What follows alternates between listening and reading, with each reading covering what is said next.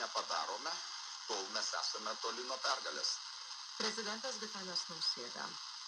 Argentinos sostinėje Buenos Airėse žuvo populiarios britų grupės One Direction narys Liamas Paynas. Pasak vietos pareigūnų, 31 atlikėjas iškrito iš viešbučio 3 aukšto balkono ir patyrė sunkių traumų. Medikai, kaip teigiama, padėti jam nebegalėjo. Anksčiau policija gavo pranešimą apie viešbutyje esantį agresyvų vyrą, kuris galbūt buvo apsvaigęs nuo alkoholio ar narkotikų. Tikslios nelaimės aplinkybės nėra žinomos. One Direction viena populiariausių pastarojo dešimtmečio britų popmuzikos grupių, pardavusi daugiau kaip 70 milijonų įrašų. Vaikinų grupė išsiskirstė 2016-aisiais, vėliau Paynas užsiminė apie vienišumą ir emocinės sveikatos iššūkius.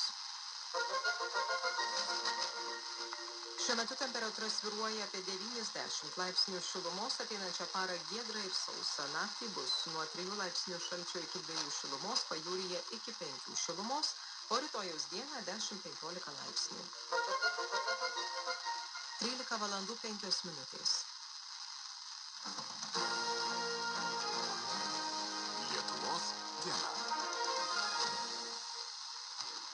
Rusijos puolimo atveju Lietuva būtų pajėgi atsilaikyti tol, kol į pagalbą atvyktų sąjungininkų pajėgos, parodo Lietuvos gynybinės